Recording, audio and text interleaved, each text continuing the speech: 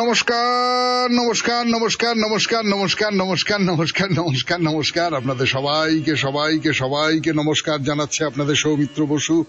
সবাইকে অজস্র শুভ কামনা জানাচ্ছে, সবাইকে স্বাগত জানাচ্ছে আজকের এই শরণাগত অনুষ্ঠানে এবং সবাইকে শুভ সকাল জানাচ্ছে।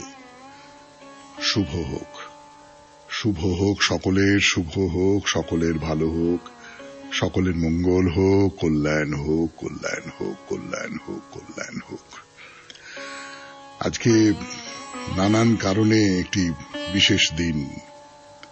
আজ সায়ংকালে শ্রী শ্রী শারদীয়া দুর্গা দেবীর বোধন, কাল ষষ্ঠী, আজ পঞ্চমী।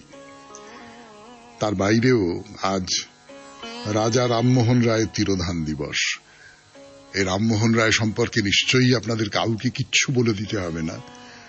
এই মানুষটি অষ্টাদশ শতাব্দীর একেবারে শেষ পর্বে জন্মগ্রহণ করেছিলেন এবং তিনি আমাদের বিদ্যাচর্চার ক্ষেত্রে বলুন, সমাজকে দেখবার চোখ হিসেবে বলুন, একেবারে ওলট পালট করে দিয়েছেন।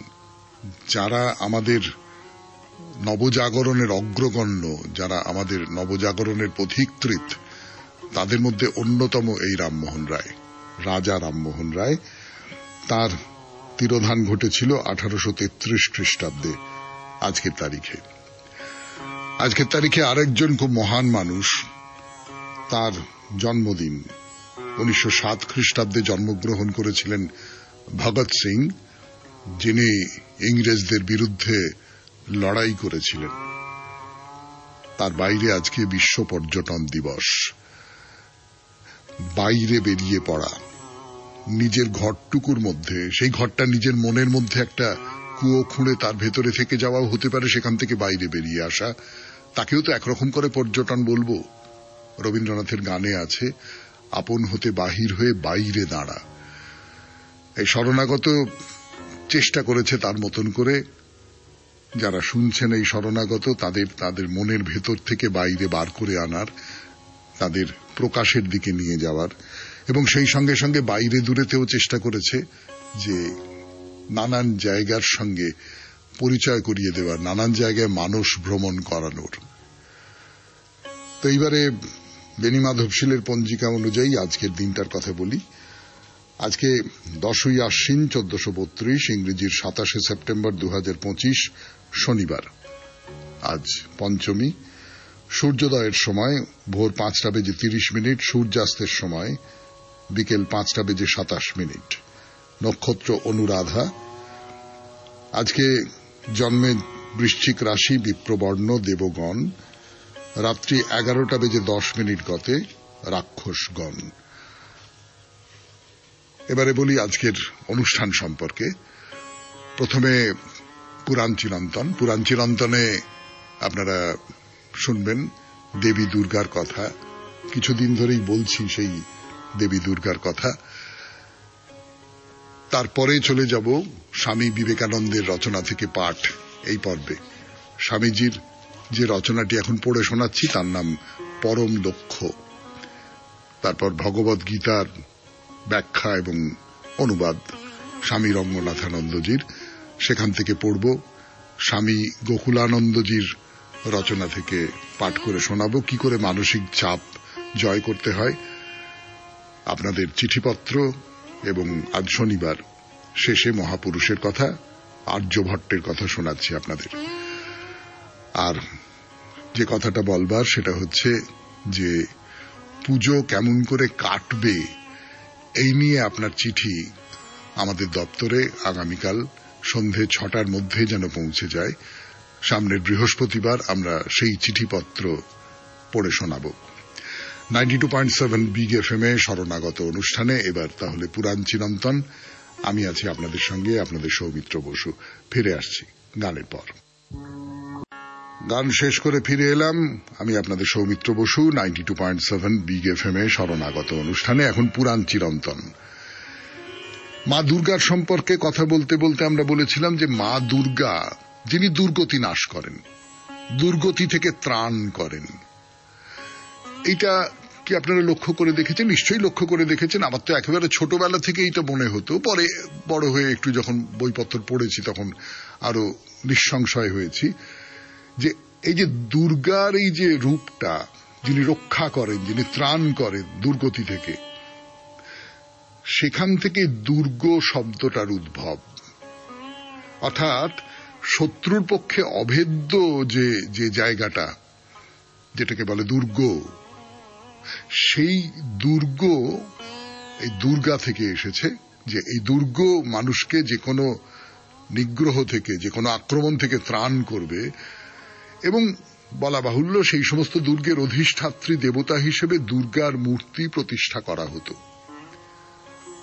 তার মানে একটা অভেদ্য, একটা দুরধিগম্য দুর্গ যেভাবে রাজাকে সুরক্ষা দেয়, সেই দুর্গের ভাবনা থেকেই দুর্গার সৃষ্টি হয়েছে, এটা অনেকেই ধারণা করেন। দেবী পুরাণে দেবী দুর্গাকেই দুর্গের রক্ষাকর্ত্রী, দুর্গেশ্বরী বলে সম্বোধন করা হয়েছে।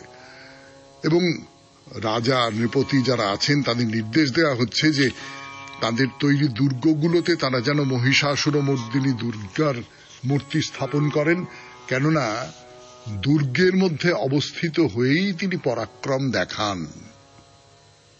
ত্বং হি দুর্গে মহাবীর্যে দুর্গে দুর্গ পরাক্রমে। অথবা বলছেন রমসে দেবী দুর্গেষু দুর্গেশ্বরী নমস্তুতে, কিংবা দুর্গেষু কারয় দুর্গাং মহিষাসুর ঘাতিনীম। এই দেবী ভাগবত পুরাণে দুর্গ শব্দটা ব্যবহার না করে বহু দুর্গ সমন্বিত যে কাশী নগরী, সেই কাশী নগরীর উল্লেখ করা হয়েছে। বলা হচ্ছে দেবী দুর্গা যেন কাশী নগরীতে স্থিত হয়ে এই নগরকে রক্ষা করেন। এবং দেবী দুর্গা তো এই কাশী নগরীতে আছেন, আপনারা জানেন। বিশ্বেশ্বরের জায়গা এটা, এবং বিশ্বেশ্বর থাকলে সেই সঙ্গে সঙ্গে দেবীও থাকবেন। দেবী অন্নপূর্ণা রূপে রয়েছেন এখানে। কাশীর রাজা সুবাহু দুর্গার কাছে প্রার্থনা জানিয়ে বলছেন যে আপনি সেই পরমা শক্তি, আপনি দুর্গা দেবী নামে বিখ্যাত হয়ে সব সময় এই বারাণসী নগরীতে অবস্থান করবেন এবং চিরকাল রক্ষা করবেন এই বারাণসী নগরীকে। দেবী ভাগবত পুরাণের এই যে শ্লোকটা, এই শ্লোকের মধ্যে একটা মজা আছে। সেই মজাটার কথা বলবার জন্য আপনাদের সৌমিত্র বসু ফিরে আসছে 92.7 বিগ এফএম এ শরণাগত অনুষ্ঠানে গানের পর। গান শেষ করে ফিরে এলো আপনাদের সৌমিত্র বসু 92.7 বিগ এফএম এ শরণাগত অনুষ্ঠানে। এই যে শ্লোকটা দেবী ভাগবতের, যার বাংলাটা আপনাদের শোনালাম, সেখানে একবার নগরী শব্দটা ব্যবহার করা হচ্ছে আর একবার পুরী বলে শব্দটা বলা হচ্ছে। কিন্তু এই যে নগরী বলুন, নগর বলুন, পুরী বলুন, এরা সকলেই কিন্তু আসলে দুর্গের নামান্তর। দুর্গ একটা ছোট জায়গা, একটা বাড়ি, মানে বড় বাড়ি, বিশাল বাড়ি, কিন্তু সেটা একটা বাড়ি। সেইখানটা সুরক্ষিত। সেইখানে যারা সমাজের উচ্চ স্তরের মানুষ, যেমন এখনো এই সমাজের যারা হর্তাকর্তা বিধাতা, তারা যেমন তাদের বাড়িতে, তাদের যে অফিসে, সেইখানে সুরক্ষিত থাকেন, প্রহরা থাকেন, সেইগুলো হচ্ছে দুর্গ বলে মনে করতে পারেন। কিন্তু এই দুর্গটাকে যদি প্রসারিত করা যায়, আরো বড় করা যায়, তাহলে গোটা নগরটাই এই দুর্গে পরিণত হয়। সেক্ষেত্রে নগরের যিনি অধিষ্ঠাত্রী, তিনি হবেন দুর্গা।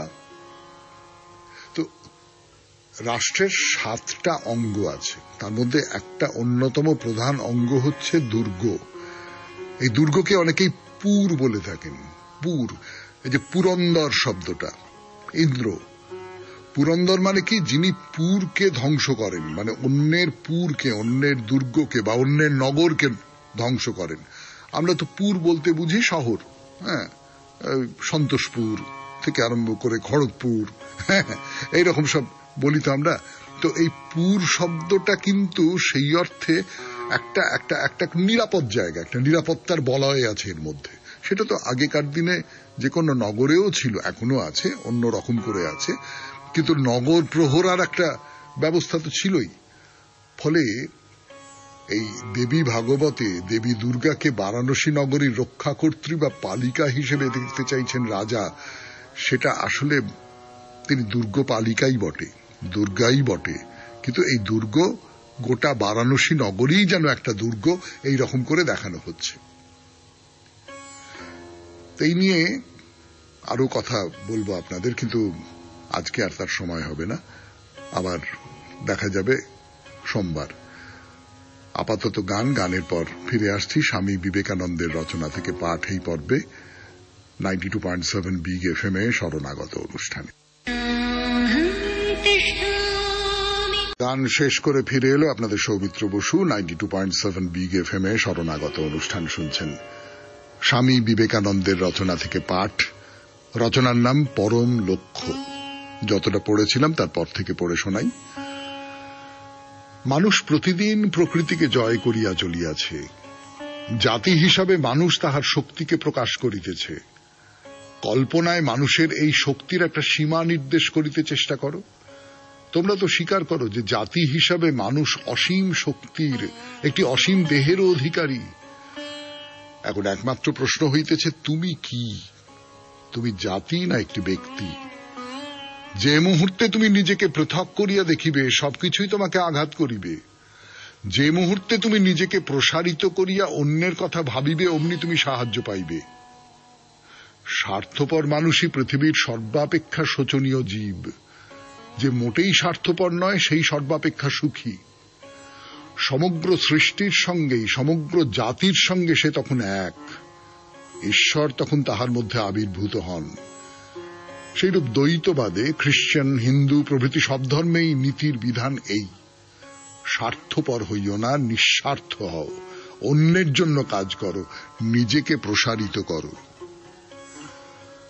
অজ্ঞ ব্যক্তিকে একথা বোঝানো খুব সহজ, আর বিদ্বানকে বোঝানো যায় আরো সহজে, কিন্তু যে অতি সামান্য শিক্ষা পাইয়াছে স্বয়ং ঈশ্বরও তাহাকে বুঝাইতে পারিবেন না।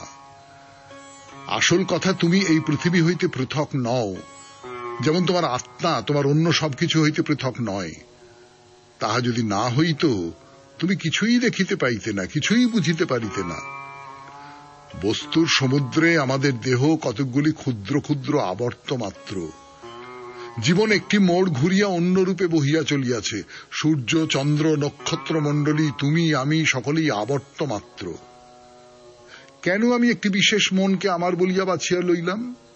মনের সমুদ্রে ইহা একটি মানস আবর্ত মাত্র।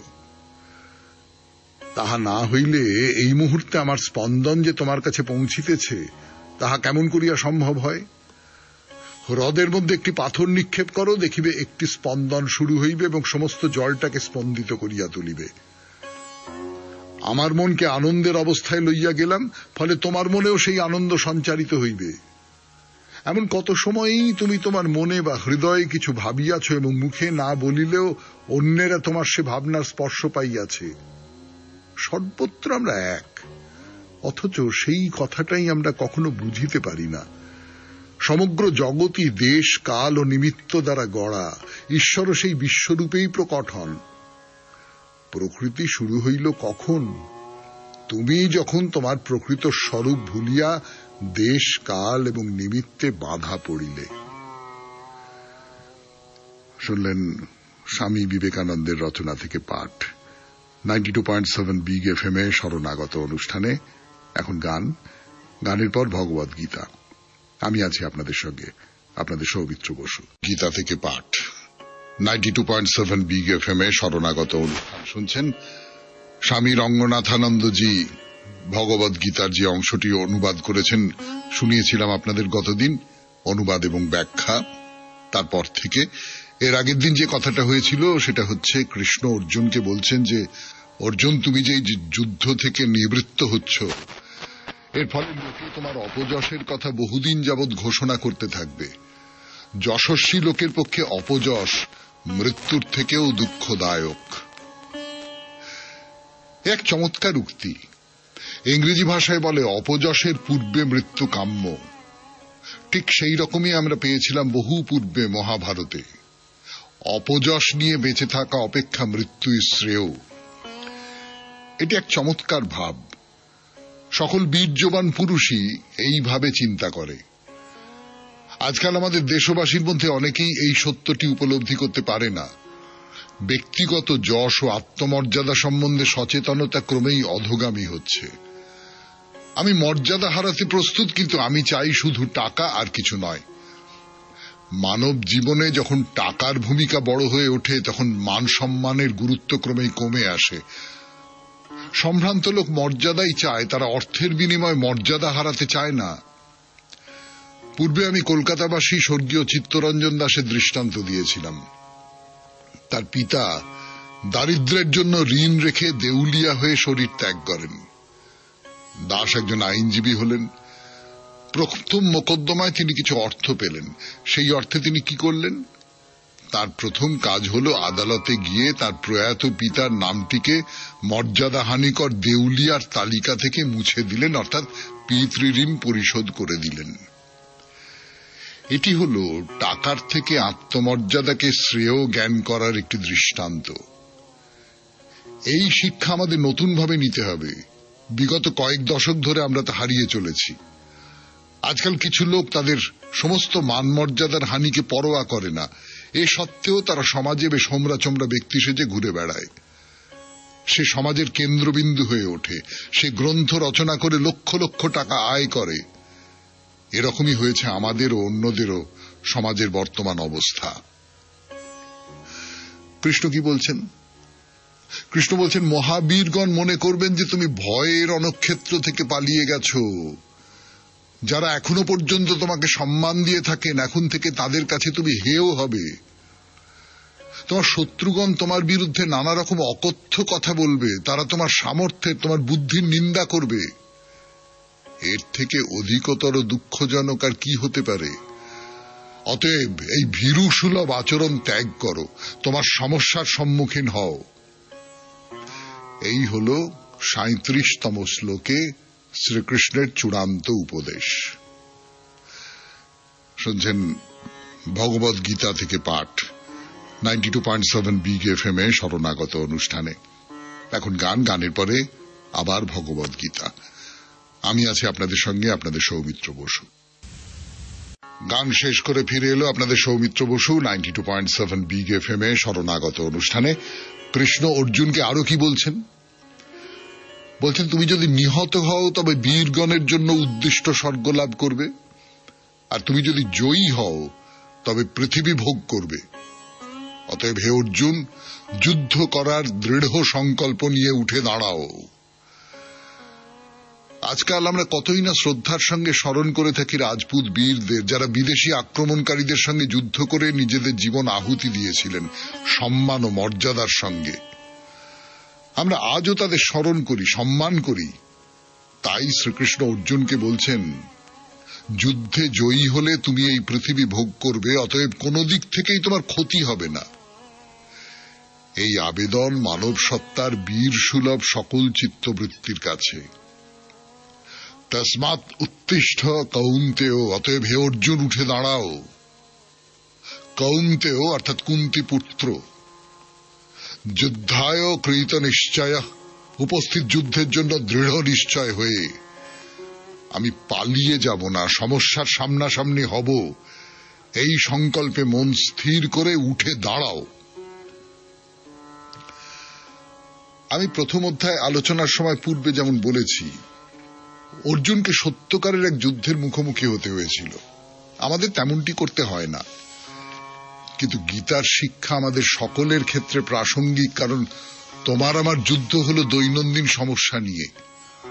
সেগুলি সামনাসামনি হতে হবে, আমাদের সমস্যাগুলিকে কাটিয়ে উঠতে হবে এবং তার জন্য যথেষ্ট অন্তর শক্তি জাগিয়ে তুলতে হবে। এই দর্শনেরই আবার এক সর্বজনীন প্রয়োগ আছে। শঙ্করাচার্য বলেছেন শ্রীকৃষ্ণ অর্জুনকে নিমিত্ত করেছেন অন্য সকলকে শিক্ষা দেবার জন্য। তুমি ভারতেই থাকো বা আমেরিকায় বা ইউরোপে, রাশিয়ায়, চীনে থাকো, একই দর্শন প্রযোজ্য। প্রত্যেক ব্যক্তিকে সবসময় যে যুদ্ধক্ষেত্রে শত্রুবধ করতে হবে তা নয়, মোটেই নয়। অতএব এখন থেকে তুমি একটি বিশেষ দৃষ্টান্তকে সামান্য অর্থাৎ সর্বজনীন ক্ষেত্রে আরোপ করছো। এরপর থেকে জীবন ও কর্ম সম্বন্ধে এক গূঢ় দর্শন ব্যাখ্যা করা হয়েছে। এর উদ্দেশ্য ছিল অর্জুনকে যুদ্ধ পরিস্থিতির সম্মুখীন হতে প্ররোচিত করা, কিন্তু আমাদের ক্ষেত্রে এর উদ্দেশ্য হল জীবন সমস্যা সমাধানের জন্য সাহসী ও শক্তিমান হতে উদ্বুদ্ধ করা। মানবকে দেখাতে হবে যে পরিবেশ তার বশে, সে যেন পরিবেশের দাস না হয়। মানবকে সমর্যাদায় প্রতিষ্ঠিত করতে চাই এক বলিষ্ঠ দর্শন। সেই রকম দর্শনই শ্রীকৃষ্ণ সমগ্র গীতার মাধ্যমে পরিবেশন করেছেন। শুনলেন ভগবদ গীতা থেকে পাঠ 92.7 বিগ এফএম এ শরণাগত অনুষ্ঠানে। এখন গানের পর স্বামী গোকুলানন্দের রচনা থেকে পাঠ। কেমন করে মানসিক চাপ জয় করা যায় তাই নিয়ে তার গ্রন্থ প্রায় শেষ করে এনেছি আমরা। পুরোটা শেষ করতে পারবো না হয়তো, কিন্তু প্রায় সবটাই বলা হয়ে গেল। আজকে খানিকটা পড়ব গানের পর। মানসিক চাপের সাথে সময়ের সম্বন্ধ, স্বামী গোকুলানন্দজির রচনা থেকে পড়ে শোনাচ্ছি আপনাদের।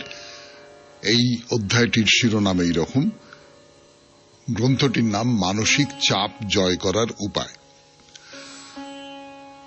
অস্থির কর্মপরতাময় এই জীবনটাতে যেখানে নীরব অনুধ্যানের বিন্দুমাত্র সময়টুকু নেই, সেখানে মানসিক চাপের আরেকটি রূপও রয়েছে, যাকে বলা যেতে পারে দীর্ঘস্থায়ী শ্রমচাপ ও পীড়ন।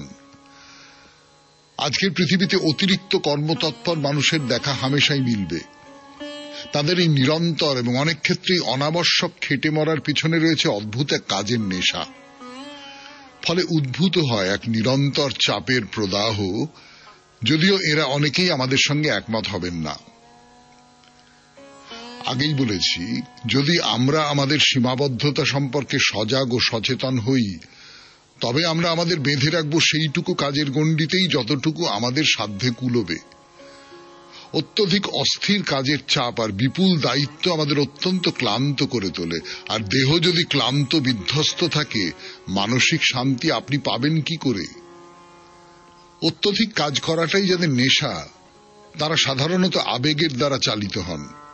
সুশৃঙ্খলভাবে কাজের পরিকল্পনা করা আর সে সমস্ত কাজকে সুষ্ঠুভাবে নির্বাহ করা তাদের সাধ্যাতীত রয়ে যায়। কি করলেন এবং কতটুকু করলেন তা পিছন ফিরে দেখবার জন্য থামতে পারেন না। এরা বরং লাফিয়ে বেড়ান এক অসমাপ্ত প্রকল্প থেকে আরেকটিতে। সৃষ্টি হয় বিভ্রান্তি আর জটিলতা, আসে অনাবশ্যক মানসিক চাপ।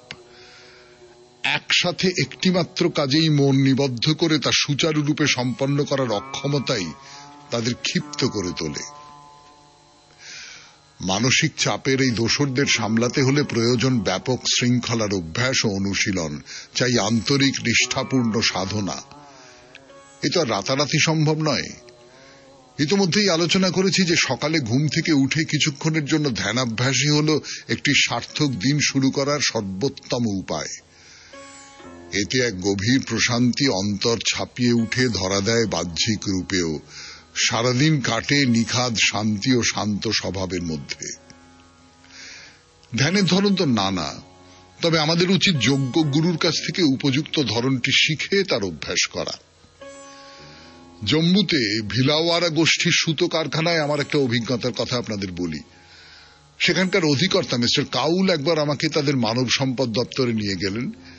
এখানে কি হয় আমি জানতে চাইলে তিনি আমাকে বললেন যে রোজ দিনের কাজ শুরু করার আগে কারখানার সমস্ত এক্সিকিউটিভরা এখানে একত্রে জড়ো হন এবং কিছুক্ষণ ধ্যান করেন। আমি ঠিক করলাম যে এই অনুষ্ঠানে যোগ দেব।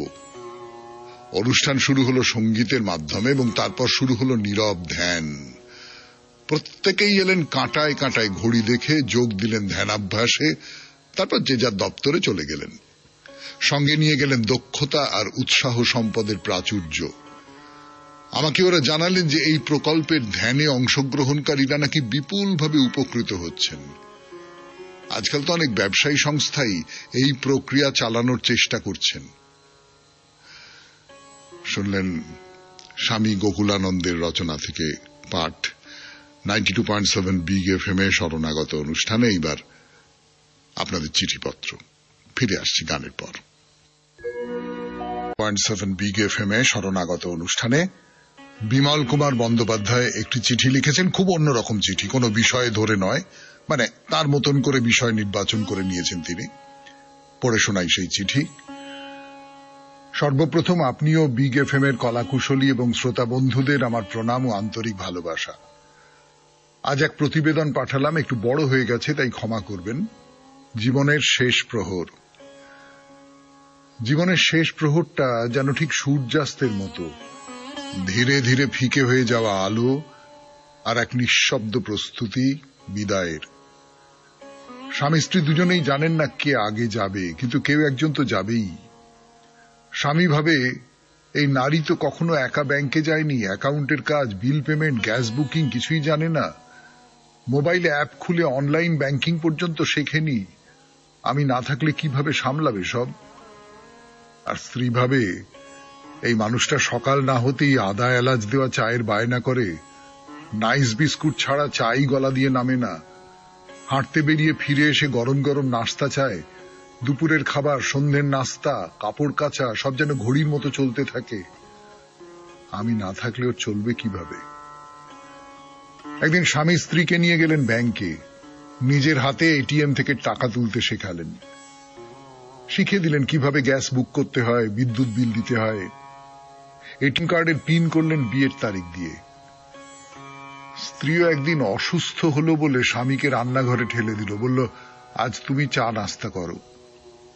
স্বামী বানালেন আর স্ত্রী প্রশংসায় ভরিয়ে দিল, বাহ খুব ভালো করেছ। তাদের জীবনে এক নতুন ধারা শুরু হলো। স্বামী আর স্ত্রী একসঙ্গে কাজ ভাগ করে নিতে শিখলেন। তিনি ডাল ভাত খিচুড়ি রান্না শিখলেন আর স্ত্রী রিচার্জ, অনলাইন পেমেন্টের অভ্যস্ত হতে থাকলেন। ধীরে ধীরে দুজনেই একটু নিশ্চিন্ত হলেন। একদিন মনে মনে বললেন, এবার যদি মৃত্যু আসে ভয় নেই, এখন আর কাউকে ফেলে যেতে কষ্ট হবে না। বাহ, খুব ভালো, খুব ভালো চিঠিটা, মানে মনটা ভরিয়ে দিল জানেন, একটা ছোট গল্পের মতন, ভারী সুন্দর, খুব ভালো। আপনাকে অনেক ধন্যবাদ এরকম একটা চিঠি লেখার জন্য। এরপর আজ শনিবার, আজ মহাপুরুষের কথা, আর্যভট্টকে নিয়ে কথা বলছিলাম, সেই কথা আজকে শেষ করব। শেষ মহাপুরুষের কথা তো আজকেই শেষ করব। ফিরে আসছি গানের পর। পুরুষের কথা, আর্যভট্টের কথা বলছিলাম আপনাদের। আর্যভট্ট সেই প্রাচীন যুগের মানুষ, তখন গালিলেও কোথায়, তখন কোপার্নিকাস কোথায়, সেই অবস্থায় তিনি জ্যোতির্বিজ্ঞানী হিসেবে আশ্চর্য সমস্ত আবিষ্কার করেছেন, কিন্তু তার নাম অত বেশি গোটা পৃথিবী জুড়ে প্রচারিত হয়নি। আমাদের দেশে প্রচারিত হয়েছে, আমাদের দেশে অনেকে জানেন তার কথা, কিন্তু গোটা পৃথিবীতে ওইভাবে প্রচলিত হয়নি বা প্রচারিত হয়নি। তো যেমন আর্যভট্ট একটা কথা বলেছিলেন, কি চমৎকার কথা, মানে সেই সময়ের পক্ষে কি অসম্ভব সুন্দর কথা। যে নৌকো স্রোতের অনুকূলে চলেছে, তার থেকে তীরের স্থির বস্তুগুলোর দিকে তাকালে মনে হয় যেন স্থির বস্তুগুলো বিপরীত দিকে গমন করছে। এই রকম মনে হবার কারণ হলো পৃথিবী সূর্যকে কেন্দ্র করে তার মেরুদণ্ডের উপর পূব থেকে পশ্চিমে আবর্তন করছে। এইরকম করে ভাবতে পেরেছিলেন এই মানুষটি কত কত হাজার বছর আগে। এরই সাথে তিনি বলেছেন, চালা পৃথ্বী স্থিরা ভীমি, বলছেন পৃথিবী ঘুরছে, পৃথিবী আবর্তনশীল, সেই জন্যই আকাশের নক্ষত্রগুলোকে গতিশীল বলে মনে হয়, তা নইলে নক্ষত্রগুলো স্থির হয়ে আছে। এই কথাটা বলবার জন্য কোপার্নিকাসকে পুড়ে মরতে হয়েছিল, জ্যান্ত পুড়ে মরতে হয়েছিল, এই কথাটা নয়, কিন্তু পৃথিবী ঘুরছে এবং সূর্য স্থির এই কথাটা বলার জন্য। গালিলেওকে ভয়ঙ্কর ভয় দেখানো হয়েছিল এবং তারপরে তাকে একটা ঘরের মধ্যে আটকে রেখে দেওয়া হয়েছিল, তার সমস্ত লেখাপত্র বাজেয়াপ্ত করে দেওয়া হয়েছিল যাতে এই সমস্ত কথা বাইরে কোথাও প্রচারিত না হয়, কিন্তু সত্যকে চাপা দিয়ে রাখা যায়নি। আর্যভট্ট ওই অতদিন আগে এই সমস্ত কথা বললেন। কি বললেন? বলছেন পৃথিবী একটি নির্দিষ্ট কক্ষপথে সূর্যকে আবর্তন করে চলেছে। এই মত কি সেই যুগের মানুষ মেনে নিতে পারে নাকি? গালিলেওর বেলায় যা হয়েছিল, কোপার্নিকাসের বেলায় যা হয়েছিল, আর্যভট্টের সময়ও তাই হয়েছে। তাই প্রবল আপত্তি উঠেছে, তাকে অধার্মিক বলে মনে করা হয়েছে। পরবর্তীকালের যে জ্যোতির্বিজ্ঞানী যারা বরাহমিহির, ব্রহ্মগুপ্ত, তারা এই মতামতকে সরাসরি খণ্ডন করতে চেয়েছেন। বলেছেন পৃথিবী গতিশীল হলে উড়ন্ত পাখিরা কেমন করে ঘরে ফিরে আসে। এইটা হলো যুক্তি যে পৃথিবী যদি গতিশীল হয় তাহলে পথ চিনে তারা ফিরে আসবে কি করে। এবং এই যে বিরোধীবাদীদের যে যুক্তি, এই প্রশ্নের সঠিক উত্তর দিতে না পারার কারণে আর্যভট্টের মতবাদকে তার শিষ্য বা ছাত্ররা স্থায়ীভাবে প্রতিষ্ঠিত করতে পারেননি। পৃথিবীর আকৃতি সম্পর্কে আর্যভট্ট একটা ধারণা করেছিলেন। সেটা কি? তিনি বলছেন পৃথিবীর আকৃতি গোল। অত বছর আগে তখন কিন্তু ধারণা ছিল যে পৃথিবী বাসুকির মাথার উপরে থাকে, পৃথিবী চৌকো একটা একটা একটা খণ্ড, ভূমিখণ্ড। কিন্তু তিনি বলছেন পৃথিবীর আকৃতি গোল, পৃথিবীর আকার কদম ফুলের মতো, তার চারিদিক জলজ ও স্থলজ বস্তুর দ্বারা ঘেরা। এইটা মিলল না, এইটা আধুনিক বিজ্ঞানের সঙ্গে মিলল না, কিন্তু এইটা তো মিলল যে পৃথিবী গোল। এবং কোন রকম যন্ত্রের সাহায্য ছাড়া, তার আগে এই ধরনের কথাবার্তা কেউ বলেছেন তাদের সাক্ষ্য প্রমাণ ইত্যাদি ইত্যাদি ছাড়া এইরকম একটা সিদ্ধান্তে এসেছিলেন। শুধু তাই নয়, সূর্যগ্রহণ বলুন, চন্দ্রগ্রহণ বলুন, সেই সমস্ত কিছুর সম্পর্কে সঠিক ব্যাখ্যা দিয়েছিলেন প্রথম এই আর্যভট্ট। শুনছেন মহাপুরুষের কথায় আর্যভট্টের কথা, 92.7 বিগ এফএম এ শরণাগত অনুষ্ঠানে। তার জীবন কথা এইবার শেষ করব গানের পর। আর্যভট্টের মতবাদ সে যুগে গ্রহণযোগ্য হয়নি, তার ফলে তিনি প্রতিষ্ঠা পাননি, এই কথা বলেছি। বিরোধিতা হয়েছিল, এই কথা বলেছি। কিন্তু সেই বিরোধিতাটা ইউরোপের মতো সাংঘাতিক নয়। ইউরোপের মতো বিরোধিতা যদি হতো তাহলে তো কোপার্নিকাসের মতো আর্যভট্টকে পুড়িয়ে মারা হতো। না না, সেটা হয়নি। বা তাকে একটা ঘরের মধ্যে বদ্ধ করে রেখে দেওয়া হতো। না, সেরকম কিছু হয়নি। কিন্তু বিরোধিতা করা হয়েছে, তার মতকে কাটা হয়েছে, তাদের মতন করে যুক্তি দিয়ে কাটা হয়েছে, এবং তাকে প্রতিষ্ঠা পেতে দেওয়া হয়নি। কিন্তু পরবর্তীকালে আর্যভট্ট যথেষ্ট সম্মান পেয়েছেন। আধুনিক ভারতে কিন্তু প্রাতিষ্ঠানিকভাবে আর্যভট্ট প্রচুর পরিমাণে প্রচুর নানান ধরনের সম্মান পেয়েছেন। মধ্যযুগে আর্যভট্টের রচনাকে অনুবাদ করা হয়েছিল, সেই অনুবাদ নানান দিকে ছড়িয়ে পড়েছিল।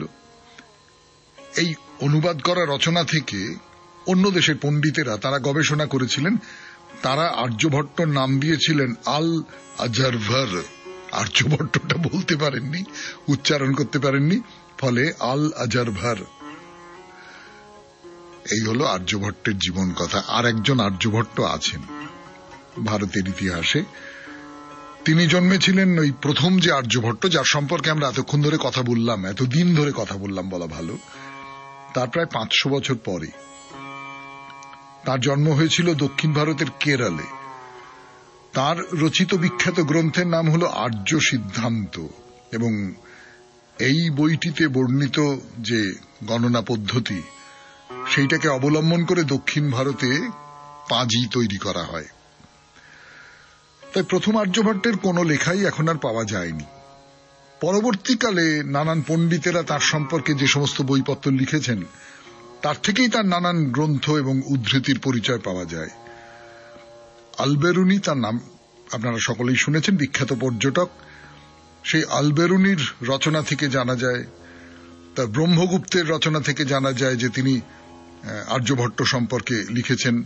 আরো নানান পণ্ডিত নানান গ্রন্থে আর্যভট্টের যে কথাগুলো, সেই কথাগুলো উদ্ধৃতি হিসেবে সংগ্রহ করেছেন, করে প্রচার করেছেন। এবং 1874 সালে কার্ন বলে একজন পণ্ডিত মানুষ, তিনি এই সমস্ত উদ্ধৃতিগুলোকে নিয়ে একটা গ্রন্থ রচনা করেন, আর্যভট্টীয় গ্রন্থ একটা। বলছিলাম যে আধুনিক যুগে প্রাতিষ্ঠানিক ভারতে তাকে স্বীকৃতি দেওয়া হয়েছে। ভারতের প্রথম যে কৃত্রিম উপগ্রহ তার নাম দেওয়া হয়েছে আর্যভট্ট। 1975 খ্রিস্টাব্দের 19 এপ্রিল রাশিয়ার একটি জায়গা থেকে এই কৃত্রিম উপগ্রহটি উৎক্ষেপণ করা হয়েছিল। আর্যভট্ট এইরকম করে আধুনিক ভারতে বেঁচে আছেন। শেষ হলো আর্যভট্টের কথা, শেষ হলো মহাপুরুষের কথা। 92.7 বিগ এফএম এ শরণাগত অনুষ্ঠানে শেষ হলো আজকের অনুষ্ঠান। সবাই খুব ভালো থাকবেন, আনন্দে থাকবেন। নমস্কার। নমস্কার নমস্কার নমস্কার নমস্কার নমস্কার নমস্কার নমস্কার নমস্কার নমস্কার। আপনাদের সবাইকে সবাইকে সবাইকে নমস্কার জানাচ্ছে আপনাদের সৌমিত্র বসু। সবাইকে অজস্র শুভ কামনা জানাচ্ছে, সবাইকে স্বাগত জানাচ্ছে আজকের এই শরণাগত অনুষ্ঠানে এবং সবাইকে শুভ সকাল জানাচ্ছে।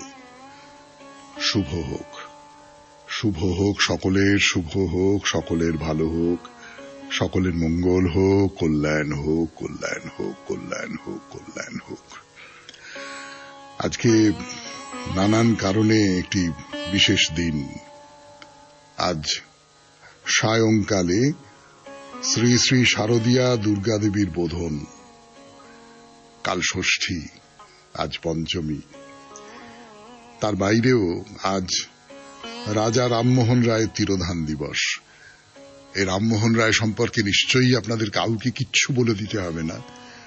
এই মানুষটি অষ্টাদশ শতাব্দীর একেবারে শেষ পর্বে জন্মগ্রহণ করেছিলেন এবং তিনি আমাদের বিদ্যাচর্চার ক্ষেত্রে বলুন, সমাজকে দেখবার চোখ হিসেবে বলুন, একেবারে ওলট পালট করে দিয়েছেন।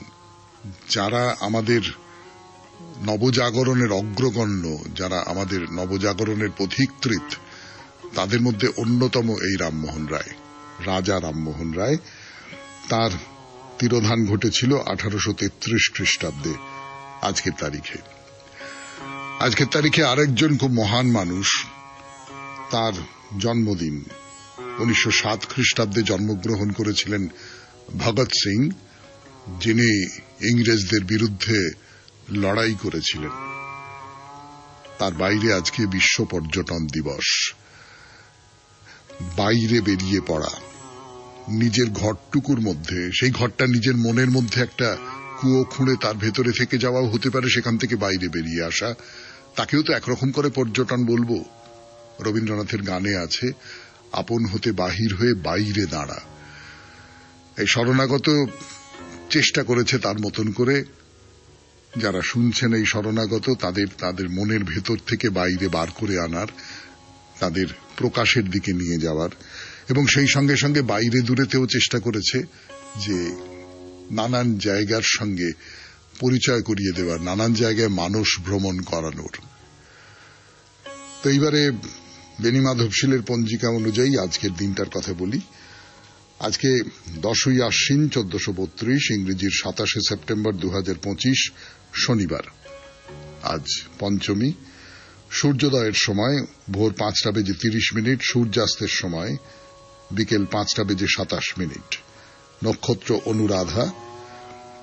আজকে জন্মে বৃশ্চিক রাশি, বিপ্রবর্ণ, দেবগণ।